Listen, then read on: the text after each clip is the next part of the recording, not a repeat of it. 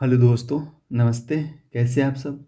साथियों, उम्मीद करता हूँ कि बढ़िया होगे और आपकी स्टडी भी ठीक चल रही होगी। आज हम देखने जा रहे हैं पॉलिटिकल साइंस की जो सीरीज़ चला रहे हैं यूजीसी का जो यूनिट नंबर 1 है, उसमें थियरी को हम देख रहे हैं और थियरी में आज जो क्लास है हमारा वो है concept of power. Concept of power साथियों, एक रिक्वेस्ट है आपसे कि अगर आप चैनल पर नए हैं तो आप जानते हैं कि हम एक टारगेट है हमारा कि हम जून में जेआरएफ लेके रहेंगे। जून में जेआरएफ ये हमारा टारगेट है। आप इस मुहिम से जुड़िए और आप अपने तैयारी को एक नया आयाम दिए। साथियों, हमारा टारगेट है कि हम पॉलिटिकल साइंस में 80 प्लस क्वेश्चन को सही करें और जून में 115 के अराउंड क्वेश्चन सही करें ताकि जेआरएफ किसी भी कैटेगरी से रुके नहीं। इसीलिए पॉलिटिकल साइंस और पेपर 1 के लिए आप इस चैनल से जुड़े रहिए साथियों। चलिए बिना समय गंवाए स्टार्ट करते हैं। मैं जीतन स्वागत करता हूं आपका एग्जाम डेस्टिनेशन के आपके चैनल पे। साथियों देखिए, जब हम पावर की बात करते हैं तो पावर शब्द सुनते ही आपके मन में बहुत तरह की अवधारणाएं बना लेते होंगे। शक्ति किस तरीके की हो सकती है? शक्ति कई प्रकार की हो सकती है। शक्ति जैसे कि अगर कोई बच्चा माँ को विवश कर रहा है किसी चीज़ के लिए, किसी खिलौने के लिए, तो वो भी एक प्रकार का एक पावर दिखा रहा है अपना कि हम आपको लाचार कर सकते हैं। नाम शक्ति शब्द सुनते हैं दिमाग में क्या आता है? आप कल्पना करिए साथियों। आपके दिमाग में बहुत सारी चीज़ें शक्ति के रूप में आती होगी। हो सकता है कि आप जो शक्ति का इस्तेमाल करते हैं अपने दोस्तों पे, घर वाले पेरेंट्स जो है अपने बच्चों पे शक्ति का इस्तेमाल करते हैं, वो अलग शक्ति है। स्टेट अगर कोई क्रिमिनल है उस पे शक्ति का इस्तेमाल करती है। तो पावर कई तरीके का हो सकता है, पर यहाँ जो हम पावर के बारे में पढ़ने जा रहे हैं वो एक अथॉरिटी, एक लीगल पावर के बारे में पढ़ने जा रहे हैं। कंसेप्ट ऑफ पावर के बारे में जो पढ़ने जा रहे हैं वो लीगल पावर के बारे में पढ़ने जा रहे हैं। देखिए, सत्ता, अथॉरिटी जिसको बोलते हैं या प्राधिकार जिसको बोलते हैं। शक्ति क्या होता है साथियों? तो शक्ति का अगर डेफिनेशन के रूप में हम देखें तो शक्ति है दूसरे के व्यवहार को अगर हम प्रभावित करते हैं, नियंत्रित करते हैं। अगर हमारे में ऐसी कैपेसिटी है कि मैं किसी के बिहेवियर को कंट्रोल कर सकता हूँ, मैं उसके बिहेवियर को चेंज कर सकता हूँ, उसमें परिवर्तन ला सकता हूँ, तो वो शक्ति है। मैं वो शक्ति का इस्तेमाल उसके ऊपर कर रहा हूँ। हम दूसरे के बिहेवियर को कंट्रोल करने के लिए, प्रभावित करने के लिए जिस चीज़ का प्रयोग करते हैं उसको शक्ति बोलते हैं, पावर बोलते हैं। पर देखिए, क्या स्टेट के पास जो पावर है वो भी यही शक्ति है कि हमारे बिहेवियर को कंट्रोल करते हैं, या फिर वो पावर हम दिए हैं उसको? जब साथियों हम स्टेट के बारे में पढ़ेंगे और मार्क्स में बोलते हैं गलती से, रूसो, हाब्स, लॉक को पढ़ेंगे तो हम देखेंगे कि स्टेट कैसे क्रिएट होता है और किस तरीके से हम अपनी कुछ शक्तियाँ, जनता जो है वो अपनी कुछ शक्तियों को स्टेट को दे दिया ताकि स्टेट जो है हम पे शासन कर सके, और कुछ शक्तियाँ हम अपने पास रख लिए हैं। तो जो हम शक्तियाँ स्टेट को दिए हैं वो सत्ता है, वो प्राधिकार है, वो एक तरीके का संवैधानिक शक्ति दी है उसको हम। और उसको अगर हम, कोई गवर्नमेंट अगर अच्छा से शक्ति का इस्तेमाल नहीं कर रहे हैं, दुरुपयोग कर रहे हैं, तो हम उसको हटा सकते हैं चुनाव के द्वारा। आप ये समझ पा रहे होंगे। पर यहाँ देखिए, यहाँ बात अलग है। यहाँ अगर डिफिनेशन के बाद जो मैं बोला वो आप ध्यान रखें। सत्ता साथियों, सत्ता मतलब क्या होता है? प्राधिकार जिसको बोलते हैं, अथॉरिटी जिसको बोलते हैं। शक्ति, शक्ति तो एक होता है पावर, जो हम किसी के बिहेवियर को कंट्रोल कर सकते हैं। शक्ति, और शक्ति में वैधता, वैधता यानी कि आप, वैधता यानी कि अगर लीगलिटी उसमें आ जाए, वैधता आ जाए, तो शक्ति जो है सत्ता प्राधिकार बन जाती है। समझ रहे हैं? जैसे किसी शक्तिशाली के पास अगर पावर है, अगर आपके पास पावर है, पावर के साथ साथ, जैसे मैं एक किसी एग्जाम्पल के थ्रू, राम जो है बहुत ही बलवान है। राम के पास फिजिकली बहुत ही बलवान है और वो पावरफुल है। राम जो है बहुत ही फिजिकली बलवान है। वो चुनाव लड़ता है और चुनाव के द्वारा हम उसको वोट करते हैं, वोट के द्वारा वो एमपी बन जाता है। और एमपी बनने पे उसको कुछ लीगल पावर मिल जाता है। एक तो वो पहले से शक्ति थी उसके पास, एक एक बलवान, एक बैकग्राउंड उसका फिनेंशियली हो सकता है या फिजिकली हो सकता है, बैकग्राउंड उसका तगड़ा था। अब वो एमपी बन गए तो उनके पास लीगल पावर आ गया साथियों। और लीगल पावर तो अगर अब जो शक्ति का इस्तेमाल करें उसे सत्ता बोलेंगे हम। यानी कि किसी भी चीज़ की जो पावर है उसमें अगर लीगलिटी को हम जोड़ लेते हैं, वैधता को जोड़ देते हैं, तो वो सत्ता बन जाता है साथियों। सत्ता और शक्ति में फ़र्क है। शक्ति है उसको आप इलीगल तरीके से यूज कर सकते हैं, जैसे आतंकवाद भी एक शक्ति है। और आतंकवाद का जो इस्तेमाल जो आतंकवादी करते हैं वो भी एक शक्ति का ही है, पर वो वैध शक्ति नहीं है और वो सत्ता नहीं है। आप ये, इसका जो बेसिक डिफरेंस होपफुली आप समझ पा रहे हो क्या है, शक्ति और सत्ता में क्या फ़र्क है। देखिए, मैक्स वेबर थिंकर है साथियों। जब हम कंपैरेटिव पॉलिटिक्स पढ़ेंगे तो उसमें हम देखेंगे मैक्स वेबर को बहुत ही अच्छे से देखेंगे। पबेड पढ़ेंगे वहाँ पे भी देखेंगे मैक्स वेबर को, देखें पबेड में ज़्यादातर देखेंगे। तो मैक्स वेबर जो है वो सत्ता या प्राधिकार, शक्ति का एक रूप है। अब देखिए ये बात जो मैं अभी बोल रहा था, शक्ति का एक रूप सत्ता है पर इसमें वैधता जुड़ी हुई है, जो एक वैध शक्ति है, यानी कि अगर वैधता जुड़ जाती है तो उसे सत्ता बोलते हैं। ये मैक्स वेबर का डेफिनेशन यूजीसी में पूछा हुआ साथियों, तो आप इसको ध्यान रखिए। देखिए हम यहाँ पर थोड़ा सा डिफ्रेंशिएट भी करेंगे पावर यानी कि शक्ति और अथॉरिटी यानी कि सत्ता और अधिकार में। यह प्रभावित करने की क्षमता है। हो सकता है जो भी मैं राम का एग्जांपल दे रहा था, उसके पास शक्ति है फिजिकली फिनेंशियली, तो आपको प्रभावित कर सकता है। फिजिकली शक्ति है तो लड़िएगा तो उससे हो सकता है आपको चोटिल हो जाए, तो प्रभावित करने की उसके पास क्षमता है। फिनेंशियली अगर उसके पास शक्ति है तो आपको प्रभावित कर सकता है। पर अथॉरिटी जो है एक संवैधानिक शक्ति है और इसका इस्तेमाल जो है संवैधानिक तरीके से ही किया जा सकता है, न कि इसको इलीगल तरीके से किया जा सकता है। तो शक्ति है वो प्रभावित करने की क्षमता है, जबकि अथॉरिटी यानी कि सत्ता जो है वो संवैधानिक शक्ति है। इसे धमकी, दबाव, हिंसा, जबरदस्ती से पहचाना जा सकता है। आप समझ पा रहे हैं, जैसे धमकी किसी को देना, किसी पे दबाव बनाना, शक्ति का इस्तेमाल करके हिंसा कर देना, जबरदस्ती किसी को कुछ कर देना, ये जो है शक्ति का प्रदर्शन हम कर रहे हैं। पर अगर हम सत्ता का प्रदर्शन जैसे गवर्नमेंट जो करती है वो न्याय संगत तरीके से करेगी, न कि वो इलीगल तरीके से आपके ऊपर कंट्रोल करेगी। आप अगर कुछ गलती नहीं करेंगे तो राज्य जो है, स्टेट जो है, वो कभी आपको जेल में नहीं डालेगी। पर अगर आप गलती कर रहे हैं तो वो दूसरे के अधिकार की रक्षा के लिए आपको हो सकता है कि स्टेट से बाहर आने की जेल में कर दे। तो न्यायसंगत शक्ति है साथियों, न्यायसंगत शक्ति है। और ये जो धमकी है, जबरदस्ती करने वाला शक्ति है, ये सत्ता जो है वो न्यायसंगत शक्ति है। अगला देखिए संवैधानिक औचित्य अनुपस्थित। इसमें संवैधानिक औचित्य नहीं होता है साथियों, शक्ति में कोई संवैधानिक औचित्य नहीं होता है। इसको लोग हिंसात्मक तरीके से करते हैं, धमकी देते हैं, दबाव बनाते हैं। जबकि कानून और नैतिक दोनों तरीके से, अगर दोनों तरीके अवेलेबल है उसमें, तो वो अथॉरिटी है। कानूनी तरीके से शक्ति का इस्तेमाल किया जाए, नैतिक तरीके से इस्तेमाल किया जाए तो वो सत्ता है। जैसे स्टेट करती है, वो कानूनी तरीके से ही आप पे कंट्रोल कर सकती है, आप पे दबाव बना सकते हैं, या आपको स्टेट से बाहर कर सकती है। स्टेट से बाहर करने का मतलब साथियों आपको जेल में डाल सकती है। ये हुआ, ये दोनों तरीके के स्वर उसमें होते हैं। आगे हम देखते हैं साथियों, होपफुली आप ये दोनों में डिफरेंस समझ पा रहे होगे। ये कंसेप्ट है साथियों, और कंसेप्ट अगर क्लियर रहे तो क्वेश्चन को टैकल करना आसान होता है। आगे देखिए, आगे है रॉबर्ट। ये सत्ता का पारंपरिक दृष्टिकोण जो है, अथॉरिटी का जो ट्रेडिशनल अप्रोचेज है उसके बारे में हम पढ़ेंगे। आप अगर इंग्लिश मीडियम के विद्यार्थी तो आप लिख लीजिएगा साथियों, इसका जो अथॉरिटी का जो ट्रेडिशनल अप्रोचेज है उसको हम देख रहे हैं। देखिए ट्रेडिशनल अप्रोच मतलब जो पहले पारंपरिक दृष्टिकोण है वो क्या है। तो परंपरा में जब जाइएगा, आप इतिहास में जाइएगा, तो राजा हुआ करते, राजा महाराजा, साम्राज्य, ऑटोमन साम्राज्य इत्यादि सब साम्राज्य हुआ करता था, एक राजा हुआ करता था। वहाँ पे क्या होता था, शक्ति का प्रयोग राज्य में राजा जो है वो करता था। और राजा जो था वो न्यायपालिका भी कार्य करता था, विधायिका का भी कार्य करता था, जब कार्यपालिका का भी कार्य करता था। वहीं आप जब हम पढ़ रहे थे पहले तो आपको बताए थे कि मॉन्टेस्क्यू का एक बुक है द स्पिरिट ऑफ लॉ ऐसे करके, अगर आपको नहीं पता था पिछली क्लास देखे होइएगा तो उसमें आपको पता होगा। उसमें वो सेपरेशन ऑफ पावर का थ्योरी देता है। उससे पहले तीनों कार्य जो है वो केवल राजा ही करते थे।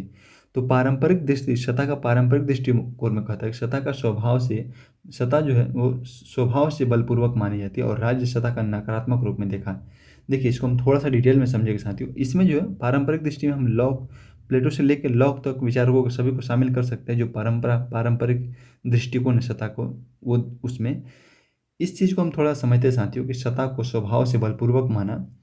जो पारंपरिक विचारक हैं, जो सत्ता के पारंपरिक दृष्टिकोण वाले विचारक हैं, वो सत्ता को स्वभाव से बलपूर्वक माने, यानी सत्ता को लोगों के ऊपर, जैसे सत्ता को राजा जो शक्ति का इस्तेमाल करते थे, सत्ता को बलपूर्वक माना। राज्य की सत्ता को नकारात्मक रूप में देखा है, यानी कि राज्य की जो सत्ता है उसको नकारात्मक रूप में कैसे देखते हैं साथियों, कि राज्य जो है आपके ऊपर कंट्रोल कर रहा है।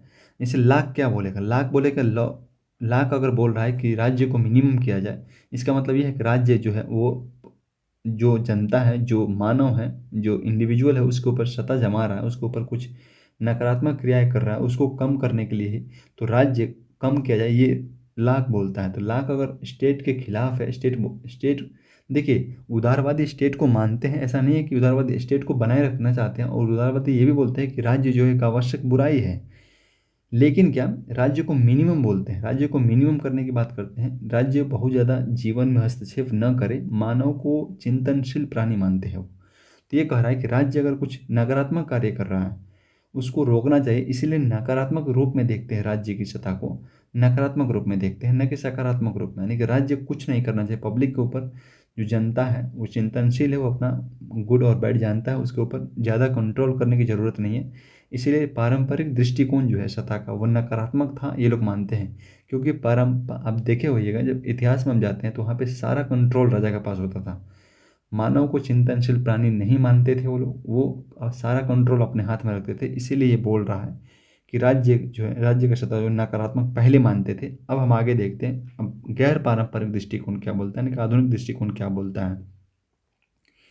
देखिए सदा का गैर पारंपरिक दृष्टिकोण जो है, इसमें थिंकर्स हन्ना अरेंट को हमको अलग से देखना है साथियों। जो हम थिंकर्स पढ़ेंगे, वेस्टर्न पॉलिटिकल थिंकर पढ़ेंगे, तो उसमें हमको हन्ना अरेंट को देखना है। ये कह रहा है कि राजनीतिक सत्ता का अर्थ बलपूर्वक नहीं है। यानी यहाँ पे हन्ना अरेंट के द्वारा बोला जा रहा है कि राजनीतिक सत्ता जो है, पॉलिटिकल अथॉरिटी जो है, उसका अर्थ बलपूर्वक नहीं है, बल्कि इसका अर्थ सशक्तिकरण है, सशक्तिकरण है, सशक्तिकरण है। इसका मतलब है कि थोड़ा सा इसको हम डिटेल से समझते हैं साथियों। ये यहाँ पे कहना चाह रहा है कि जैसे पारंपरिक में क्या होता था कि राजा कंट्रोल करते थे और वो सत्ता उसका नाम देते थे। पारंपरिक जो ट्रेडिशनल दृष्टिकोण अप्रोचेज है उसमें आप देखे हुए कि अभी जो मैं बता रहा था कि राजा जो है सबका कार्य, जो विधायिका, कार्यपालिका, न्यायपालिका, हर चीज़ राजा ही करते थे।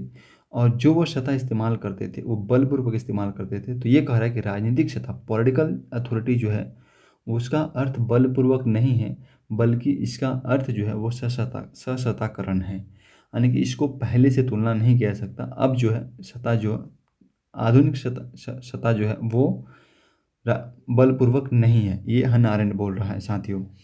आगे देखिए, स्टीवन लुकेश एक थिंकर से साथियों। स्टीवन लुकेश अपने इनकी एक पुस्तक है, इसको आपको याद रखना है क्योंकि ये यूजीसी में कई बार पूछा हुआ है, यूजीसी में कई बार पूछा हुआ। पावर अ रेडिकल व्यू, पुस्तक का नाम है पावर अ रेडिकल व्यू।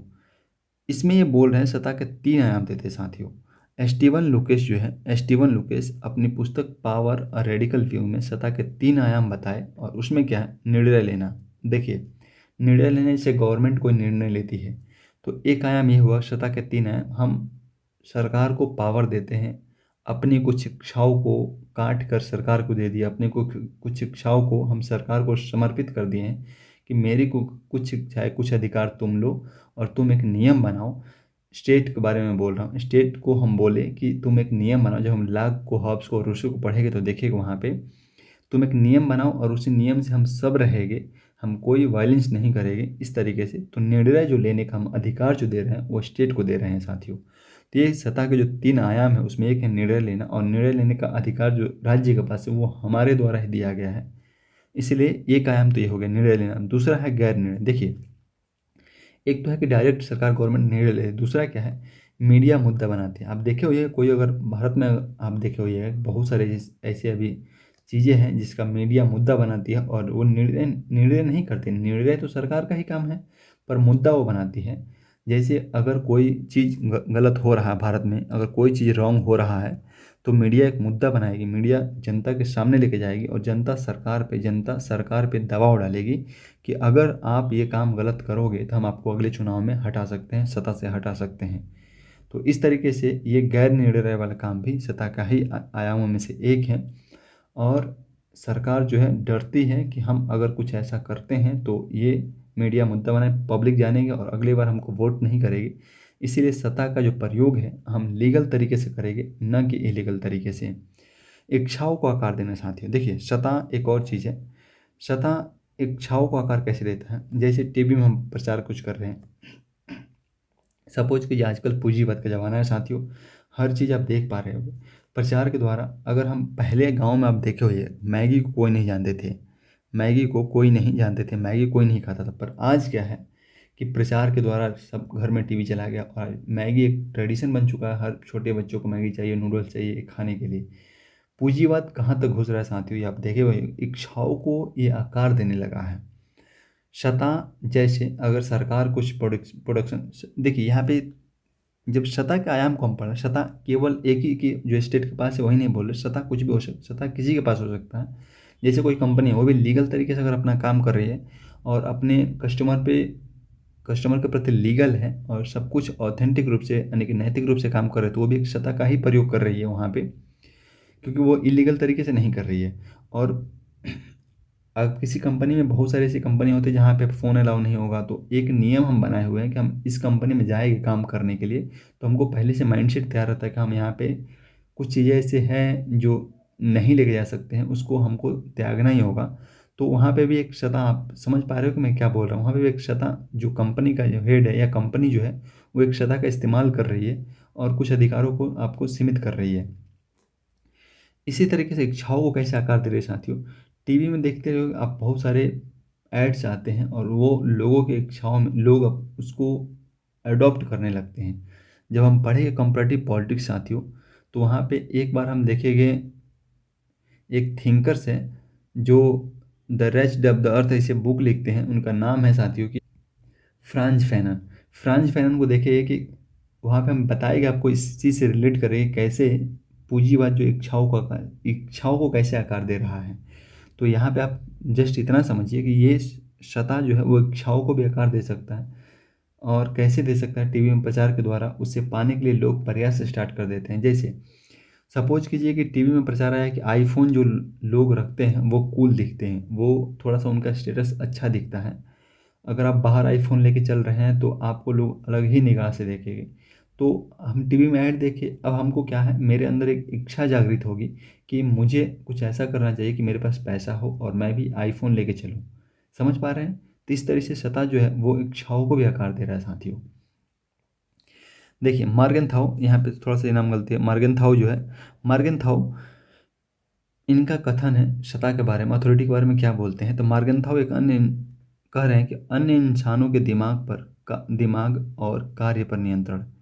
ये देखिए, अगर आप किसी दूसरे के दिमाग और उसके कार्य पर नियंत्रण करते हैं तो वो सतह बोलते हैं। मार्गेनथाउ के अनुसार सतह क्या है, तो किसी अन्य इंसान के दिमाग और उसके कार्य पर आप नियंत्रण करें, बाकी वहीं सेम वही है जो मैं इसका डेफिनेशन ऊपर दे रहा था, ये मार्गेनथाउ बोल रहे हैं। लॉर्ड एक्ने एक थिंकर है, वो क्या बोलते हैं, सतह भ्रष्ट होती है। ये बड़ा ही फेमस सेंटेंस साथियों, इसको आपको भूलना नहीं है। Authority is corrupt and absolute authority absolute corrupt, ये बोलते हैं लॉर्ड एक्टन। सतह भ्रष्ट हो जाती है और पूर्ण सतह पूर्ण भ्रष्ट हो जाती है।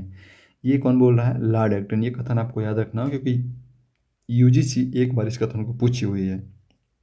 नीत्शे, कल जब हम परसों पढ़ रहे थे उसमें साथियों नीत्शे का नाम आया था। आप उनके दो बुक हैं, उनका नाम बताइएगा मुझे कमेंट बॉक्स में। सतह वास्तविकता को परिभाषित करने की योग्यता है। देखिए ये बोल रहे हैं, इनका ये कथन, आपको इस कथन को याद रखना, सतह जो है वो वास्तविकता को परिभाषित करने की योग्यता है। ये नीत्शे की कथन है। इनके जो बुक है उनको आपको नाम कमेंट बॉक्स में बताना है साथियों। आगे देखते हैं सतह के बहुलवादी सिद्धांत और अभिजातवादी संभ्रांतवादी सिद्धांत। यहाँ पे देखिए साथियों, इसको थोड़ा सा हम डिटेल से समझते हैं कि कह क्या रहा है। अथॉरिटी के बहुलवादी सिद्धांत, जहाँ भी साथियों बहुलवादी की बात आई वहाँ पे एक थिंकर्स हैं रॉबर्ट हल, आप इनका नाम याद रखिएगा। ये पोलार्की में कहते हैं, पोलार्की बुक का नाम साथियों, ये भी आपको देखिए, ये तो हमको लगता है 2 या 3 बार पूछा हुआ है पोलार्की किसकी बुक है। और रॉबर्ट हल का नाम लगभग एक ईयर गैप देके या 10 साल का आप PY उठा के देखिएगा तो 6 साल तो उसमें रॉबर्ट हल का नाम आएगा। तो ये आपको याद रखना होगा। और इनके बुक का नाम पोलार्की। हम बहुलवादी सिद्धांत और अभिजात वर्गवादी एलिट क्लास का जो सिद्धांत है उसको, उसके बारे में हम यहाँ पे बात करने हैं। देखिए बहुलवादी सिद्धांत जो है, बहुलवादी सतह का बहुलवादी सिद्धांत और सतह का अभिजात वर्गवादी सिद्धांत, दोनों में फर्क क्या है। पोलार्की, रॉबर्ट हल पोलार्की में कहते हैं कि सतह न तो कुछ लोगों के हाथों में होती हैं और न ही सभी के हाथों में होती हैं। समझ पा रहे हैं कुछ? जैसे स्टेट बन गया, अब स्टेट में आप देख पा रहे हो एग्जाम्पल के थ्रू, सतह सबके हाथ में नहीं है। डेमोक्रेसी में एक कहावत है कि सबके हाथ में सत्ता होती है। कैसे होती है कि अगर हम जो वोटिंग का अधिकार है, हम वोट के द्वारा सत्ता को हटा सकते हैं, सत्ता को गिरा सकते हैं, सत्ता पर किसी और को ले आ सकते हैं। पर ये कहते हैं कि नहीं, सत्ता न तो कुछ लोगों के हाथों में होती है और न ही सभी के हाथों में होती है, बल्कि सत्ता बहुतों यानी विभिन्न संगठनों के हाथों में होती है। आप देख पा रहे होगा, जैसे एग्जाम्पल इनके कहने का क्या मतलब है। भारत की आबादी 142 करोड़, 142 CR है साथियों। 142 करोड़ लोगों के पास तो सत्ता नहीं है। इनके कहने के अकॉर्डिंग बहुलवादी सिद्धांत क्या कह रहा है, 142 करोड़ लोगों के पास सत्ता नहीं है, वो शक्ति का इस्तेमाल नहीं कर सकते हैं, ये बोल रहे हैं। और ना ही कुछ लोगों के पास, यानी कि 2-4 लोग भी नहीं है, यानी कि जैसे कि अब राजा वगैरह, तो 2-4 लोग भी नहीं है जिसके पास सत्ता है, ऐसा भी नहीं है।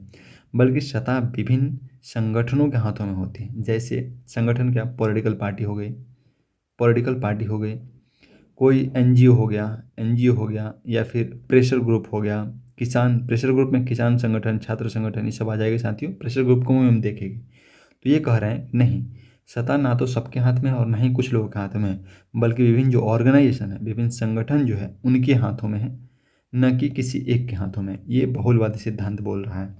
अभिजात वर्गवादी सिद्धांत क्या बोलते हैं, जहाँ भी अभिजात वर्गवादी सिद्धांत, अभिजात वर्गवाद का बात आएगी साथियों, आपको 2-3 नाम हमेशा याद रखना होगा, और वो है पैरेटो, मिशेल और मॉस्का।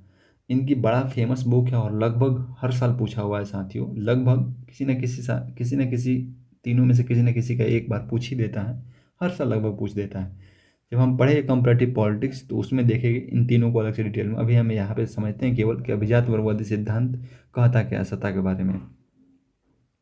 ये देखिए, सत्ता एक छोटे से वर्ग के भीतर होता है। कैसे, अभी हम इसको एग्जाम्पल के थ्रू समझते हैं।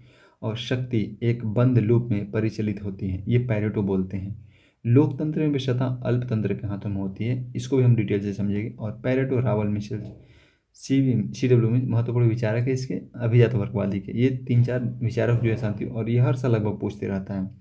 यहाँ पे देखिए, यहाँ पे कह रहा है सत्ता एक छोटे से वर्ग के भीतर होता है। छोटे से वर्ग कैसे, जैसे इनके कहने का मतलब है कि 142 करोड़ अगर भारत की पॉपुलेशन है तो उसमें कुछ पॉलिटिकल पार्टी है। अगर मान चलिए कि ये पूरा भारत की जनसंख्या होती है, इसमें पॉलिटिकल पार्टी आ जाएगी। इसमें पूंजीवाद, जो बिजनेसमैन बड़े बड़े जैसे अंबानी, अडानी, ये हो गए। इसमें सैन्य शासन हो गए। जब हम इनको पढ़ेंगे पैरेटो को और इन तीनों को, तो वहाँ पे देखेंगे इस तीनों में कैसे ये लोग संबंध बनाते हैं। बाकी जो कह रहे हैं वहीं मैं बोल रहा हूँ।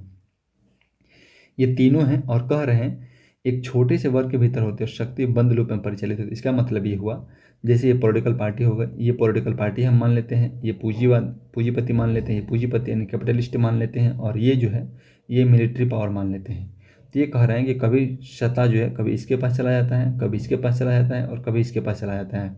पर ये बंद लूप में, मतलब इन्हीं तीनों में घूमते रहता है, न कि इन लोगों के पास जो 142 करोड़ जनसंख्या है उनके पास आता है।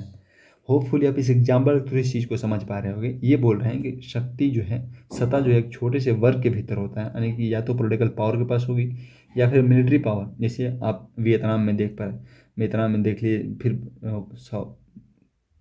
अफ्रीका महाद्वीप के बहुत सारे ऐसे देश हैं जहाँ पे मिलिट्री पावर है।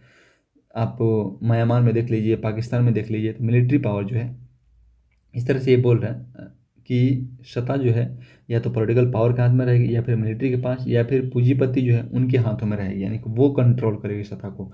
पर रहेगी इन्हीं तीनों के बीच, एक बंद लूप में ही रहेगी, बाहर नहीं आएगी। सत्ता आम जनता के हाथों में नहीं आएगी। ये अभिजात वर्गवादी बोल रहे हैं। ये कह रहा है कि लोकतंत्र में भी, डेमोक्रेसी में भी आप देखिए सत्ता जो है अल्पतंत्र के हाथों में रहेगी। बात वही हुआ साथियों। सपोज कीजिए कि 10 पॉलिटिकल पार्टी है भारत में। पॉलिटिकल पार्टी कितनी है, 10 पॉलिटिकल पार्टी है। अभी तो हम नहीं बोल रहे हैं, ये एक एग्जाम्पल है साथियों। अभी करंट सिचुएशन आप समझ पा रहे हो क्या है क्या नहीं है। पर अभी जो है सपोज कीजिए कि 10 पॉलिटिकल पार्टी है, तो कभी सेंट्रल गवर्नमेंट में ए सरकार बना लेगी, कभी बी बना लेगी, कभी सी बना लेगी, कभी डी बना लेगी। इस तरीके से अगर 10 पॉलिटिकल पार्टी है तो इन्हीं में से कोई ना कोई सेंट्रल गवर्नमेंट में सत्ता को अपनाएगा, हर जगह सत्ता को अपनाएगा, न कि लोकतंत्र में लोगों के द्वारा कंट्रोल होगा। ये अभिजात वर्गवादी बोल रहे हैं। सत्ता अल्पतंत्र के हाथों में, अल्पतंत्र मतलब कुछ ही लोग हैं जिनके हाथों में सत्ता रहेगी, हमेशा इन्हीं में घूमते रहेगी। ये नहीं कि 142 करोड़ जनसंख्या में वो घूमे, वहाँ पे जाके घूमे, ऐसा नहीं हो सकता है। सत्ता इन्हीं में से किसी के हाथ में रहेगी। अभिजात वर्गवादी ये बोल रहे हैं। इनमें कुछ थिंकर साथियों, पैरेटो, रॉबर्ट मिशेल, मॉस्का और CW मिल्स महत्वपूर्ण विचारक हैं। इनका मॉस्का का एक बड़ा ही फेमस बुक है साथियों, ये कई बार पूछा हुआ, द रूलिंग क्लास, ये मॉस्का की बुक है साथियों। आगे देखते हैं हम, सत्ता का मार्क्सवादी सिद्धांत क्या बोलेगा। अभी हम देख लिए ऊपर सत्ता का कोई कौन कौन सा, तो सत्ता का देखे अभिजात वर्गवादी देखे, बहुलवादी देखे, पारंपरिक देखे, गैर पारंपरिक देखे। अब देखते हैं मार्क्सवादी सिद्धांत सत्ता के बारे में क्या बोलेगा। मार्क्सवादी देखिए, जहाँ भी हम आज से लेके जब से हम क्लास मार्क्सवाद को पढ़े हैं तब से लेके हम जब तक पॉलिटिकल साइंस पढ़ेंगे, पूरे पॉलिटिकल साइंस में हमारा मार्क्सवाद, उदारवाद, साम्यवाद, समाजवाद, ये सब जो वाद हैं वो विचारधाराएं तैरते रहेगी और उसी का सहारा लेके हम पूरे पॉलिटिकल साइंस को पढ़ते रहेंगे साथियों। तो मार्क्सवाद जहाँ भी आएगा वहाँ पे समाज को, आप ये ध्यान रखिएगा, वो समाज को बांटेगा, कैटेगराइज करेगा वर्ग में, साथ ही वो इकोनॉमी की बात करेगा और हिंसात्मक तरीके से सत्ता परिवर्तन की बात करेगा। ये बात, अब 2-3 बातें आपको ध्यान रखना होगा साथियों। ये देखिए, और आजकल जो क्वेश्चन पूछने लगा, अभी मार्क्सवाद का 2024 में जो क्वेश्चन पूछा साथियों, एक बार क्वेश्चन पलट के देखिएगा, आपका दिमाग रियली हिला कर रख देगा। और आप कंसेप्चुअल क्लियरिटी आपके पास नहीं है तो आप नहीं उस क्वेश्चन को कर पाइएगा। कह रहा है कि मार्क्सवादी सिद्धांत जो है, जिसके पास उत्पादन के साधन हो उसी के पास सत्ता होगी। ये क्या बोल रहा है? जिसके पास, हर बार हम ही बोलते हैं कि बात, जिसके पास इकोनॉमिक पावर उसी के पास पॉलिटिकल पावर, जिसके पास इकोनॉमिक अथॉरिटी उसके पास पॉलिटिकल अथॉरिटी। तो यही बात यहाँ भी बोल रहा है, जिसके पास पैसा है, जिसके पास उत्पादन का साधन है उसी के पास सत्ता होगी। ये मार्क्सवादी बोल रहा है, सिंपल शब्दों में यही समझना है, जिसके पास उत्पादन के साधन होगा उसी के पास सत्ता होगी। ये मार्क्सवादी बोल रहे हैं। माइकल फौकॉल्ट साथियों एक थिंकर से इसके बारे में कई बार पूछा हुआ, और ये जो बुक है ये मुझे लगता है कि कई बार पूछा हुआ, 3 या 4 बार इस बुक के बारे में आपको चर्चा मिलेगा। माइकल फौकॉल्ट की बुक डिसिप्लिन एंड पनिश, इस बुक को आपको याद रखना। में शक्ति का सामाजिक सिद्धांत देते हैं ये माइकल फौकॉल्ट जो है। आगे देखिए, कथन है इनका, ये साथियों ये यूपीएससी का मेंस में पूछा हुआ क्वेश्चन है। आप देखिए, यूपीएससी के बाद से इंडिया में जो टफेस्ट एग्जामों कैटेगरी में है, सेकेंड कैटेगरी में आता है, तो उसमें यूजीसी नेट भी आता है। तो यूजीसी नेट में देखिए कितना डीप में हमको घुस कर, अगर आपको जेआरएफ चाहिए साथियों, 0.4% जेआरएफ क्वालिफाई किए थे पिछली बार पॉलिटिकल साइंस में, तो सोच सकते हैं कितना टफ है। तो आपको मेहनत करना ही होगा। तो देखिए यूपीएससी लेवल के यहाँ पे एक चीज़ यहाँ पे आ रहा है, यूपीएससी में ये मेंस से पूछा हुआ साथियों। कह रहा है कथन, ये माइकल फुकोल्ट के कथन है साथियों, कह रहे हैं कि ज्ञान ही शक्ति है। अगर आपके पास ज्ञान है वहीं आपकी शक्ति है और कुछ नहीं, फिजिकल पावर वगैरह नहीं, ज्ञान है, नॉलेज है तो शक्ति है। हिटलर काम की चीज़, देखिए एग्जाम्पल के थ्रू में समझते हैं, हिटलर जो है काम की चीज़ों को जनता को बताता था और उसी ज्ञान का उपयोग करके आर्मी शक्ति का प्रदर्शन करता था। हिटलर जो है, हिटलर के एक बड़ा फेमस कथन है साथियों, आपको याद होगा तो आप बताइएगा, नहीं याद हो तो भी बताइएगा। वो कहता है कि झूठ को इतनी बार दोहराओ कि वो सत्य प्रतीत होने लगे, लोग उसको सच मान ले, झूठ को इतनी बार दोहरा दो। तो यही बोल रहा है कि हम काम की चीज़ों, हिटलर जो है वो काम की चीज़ों को ही बताता था, हिटलर जो है वो काम की चीज़ों को ही बताता था जनता को, और उसी ज्ञान का उपयोग करके वो आर्मी शक्ति का प्रदर्शन करता था। ये शक्ति का सूक्ष्म रूप दृश्य है, ये सचमुच शक्ति का सूक्ष्म रूप, सूक्ष्म दृश्य दिया है। ये देखिए, आगे देखिए, ये जो है शक्ति हर जगह और शक्ति हमारे पूरे समाज में केशिकाओं के नेटवर्क के रूप में प्रवाहित होती हैं, जैसे कि हमारे शरीर में खून का प्रवाह। क्या बोल रहा है साथियों? माइकल फुकोल्ट क्या बोल रहा है? ये यही यही सेम सेंटेंस जो है यूपीएससी मेंस में पूछा हुआ है। कह रहा है कि जिस तरह से हमारे बॉडी में ब्लड कोशिकाओं के, ब्लड जो केशिकाओं के नसों के थ्रू पूरे बॉडी में संचरित करती है, ये बोल रहा है शक्ति जो है पूरे समाज में इसी तरह से संचरित करती है। अब इनका एग्जाम्पल क्या है, ये इन जो सेंटेंस है उसको हम एक एग्जाम्पल के थ्रू समझेंगे। तो ये देखिए, ये कह रहे हैं कि सपोज कीजिए, एक एग्जाम्पल के थ्रू हम क्या समझते हैं, जैसे भारत की ही बात अगर हम कर रहे हैं तो ऊपर जैसे हम देख रहे थे कि जो अभिजात वर्गवादी है बोल रहे हैं कि कुछ ही लोगों के पास सत्ता रहती है और उसी में वो एक बंद लूप में घूमते रहते हैं। पर इस एग्जाम्पल के थ्रू क्या समझेंगे, जैसे 140 करोड़ लोग हैं, उसमें कुछ पॉलिटिकल पार्टी है, कुछ पॉलिटिशियन है, अगर वो अच्छा से काम नहीं करेंगे तो 5 साल बाद जब चुनाव होगा तो पब्लिक जो है उनको हरा सकती है। यानी कि शक्ति जो है केवल पॉलिटिकल पार्टी के पास नहीं है, केवल कुछ लोगों के पास नहीं है, शक्ति पूरे समाज में विचरित कर रही है। शक्ति का जो नेटवर्क है पूरे समाज में है, शक्ति का उपयोग अलग अलग तरीके से हो रहा है, पर पूरे समाज में हर लोगों का, पूरे शरीर में जिस तरह से खून बह रहा है उसी तरह से शक्ति जो है पूरे समाज में बह रही है। एक और चीज़ है, एक सेंटेंस आती हो कि हम में से प्रत्येक एक ही समय में शक्तिशाली और शक्तिहीन हो सकते हैं। ये बात थोड़ा सा समझना होगा आपको। कैसे? तो अगर हम कहीं घूमने जाते हैं, एग्जाम्पल सुन लेते हैं साथियों, अगर हम कहीं घूमने जाते हैं तो हो सकता है कि हम बोले कि हम ये खाते हैं। सपोज कीजिए कि हम कुछ लिए, रेस्टोरेंट में जाके कुछ ऑर्डर किए, कोई भी चीज़ ऑर्डर किए तो ठीक है, सभी ने मान लिया। परंतु खाने अगर कहीं घूमने जाना तो हो सकता है कि हमारी बातें ना माने, हमारे जो दोस्त है और ग्रुप में उनकी बातें माना जाए। इसी तरह से ये यहाँ पे एक एग्जांपल दिया गया साथियों कि हम एक ही समय में शक्तिशाली और शक्तिहीन हो सकते हैं। हम किसी के अधीन और किसी के ऊपर शक्ति का प्रयोग कर रहे हैं एक ही समय में। कैसे?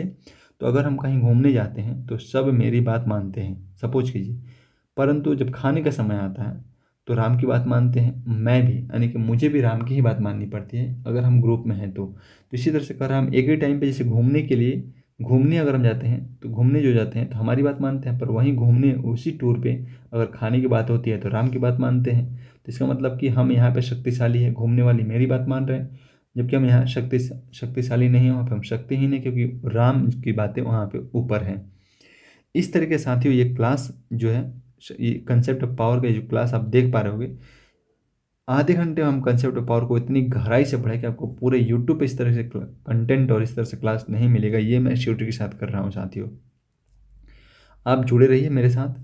हम इस तरीके से करके जून से पहले पूरे सिलेबस को कवर करेंगे और जो हमारा टारगेट है कि हम 80+ पॉलिटिकल साइंस में क्वेश्चन करेंगे, मैं आपको गारंटी दे रहा हूँ साथियों, एक बार मेरे पास बने रहिए, हम 80+ क्वेश्चन आपका सही करा के ही मानेंगे। बस आप बने रहिए साथियों। चलिए मिलते हैं हम नेक्स्ट क्लास में साथियों। अब मेरा यूनिट 1 जो है वो ख़त्म होने वाला है। रिजल्ट का वेट मत कीजिए, टाइम बर्बाद मत कीजिए साथियों, पढ़ाई पे ध्यान दीजिए, रिजल्ट आ जाएगा। चलिए मिलते हैं साथियों नेक्स्ट क्लास में। Thank you so much video देखने के लिए।